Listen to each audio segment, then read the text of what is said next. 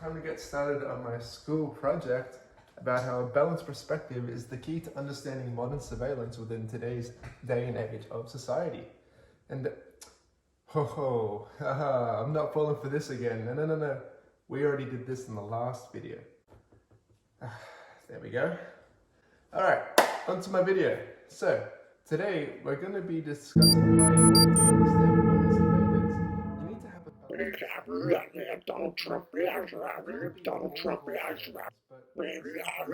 recording surveillance.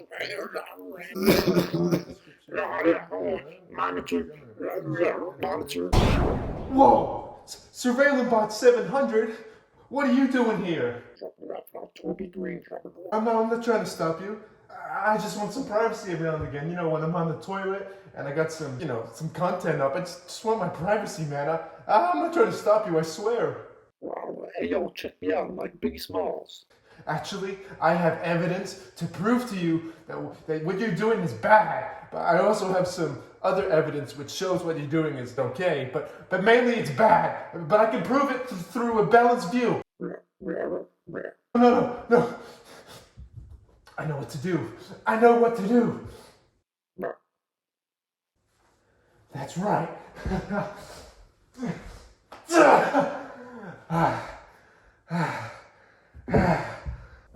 Alright, let's actually get into the video. But first, let's do an embarrassing jump cut where I actually dress a little more professional than wearing just casual clothes. And there we are, much better. Now, let's start with this video. So this video is going to be broken up into a fair few segments. So the first part will be, what is surveillance? Then we're going to talk about the cons of surveillance, and then we're going to talk about the positives of surveillance. And then finally we're going to wrap up with basically just saying why surveillance is good and bad at the same time, and how we need to balance our views in order to understand surveillance completely. So what is surveillance? Surveillance, as defined by Victoria Wang and John Tucker in 2017 within the Journal of Cybersecurity, give the informal definition that surveillance systems observe the behavior of people and objects in a context that may be real or virtual. The surveillance system classifies behavior by means of attributes and identifies people and objects with those attributes. So, to put that in simpler terms, surveillance is basically the close observation and monitoring of activities, behaviors, and information and data that you spread out into the world. This can be done in the form of medical records, this can be done in the form of CCTV cameras, and it can be done in the form of anything basically, from your browsing history, from your text messages, anything can be tracked and followed through surveillance.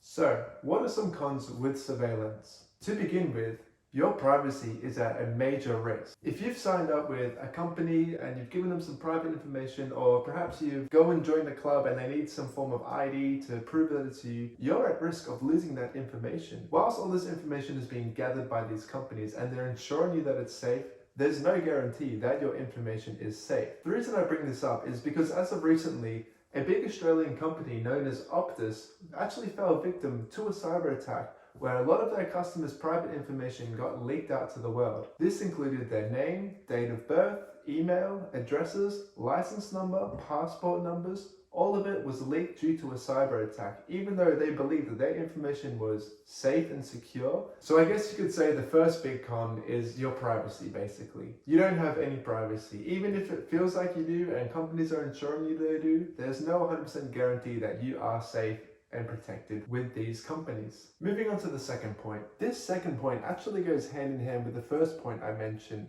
with Cheryl Hamilton, an academic researcher, talking about the effects of identity theft.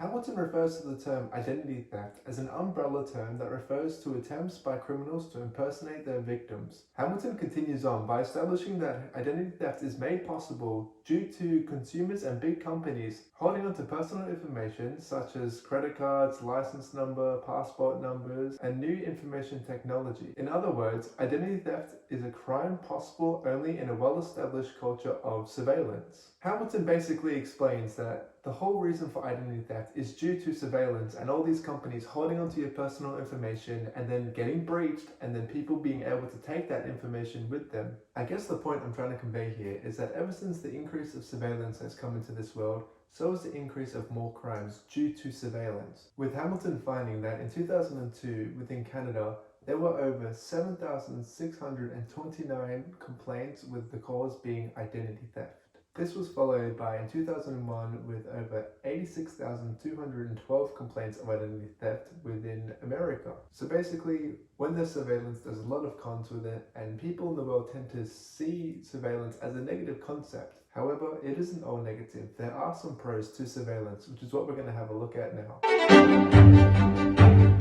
It is so important that people keep a balanced perspective when it comes to viewing surveillance within modern society. As mentioned in the last video, Andrew White's 2014 book on digital media and society explores a case of the usefulness of surveillance and the benefits with surveillance always being on the go and recording. Surveillance is so helpful when it comes to crime and deterring crime and catching criminals who commit heinous acts. There are some cases of surveillance being extremely useful with this kind of scenarios, such as the Jill case, the Ian Tomlinson case at the G20 protest in 2009, and other cases where surveillance has played a major part in solving the crimes. A study conducted by Jung and Wheeler within 2021 concluded that the use of CCTV technology was associated with significant reductions in vehicle crime, property crime, and drug-related crime. As a result of their findings, it can be acknowledged that crime within residential areas and non-violent crimes are reduced as a result of CCTV technology usage. It was also found within a study conducted by Carr in 2016 shows that 73% of respondents voted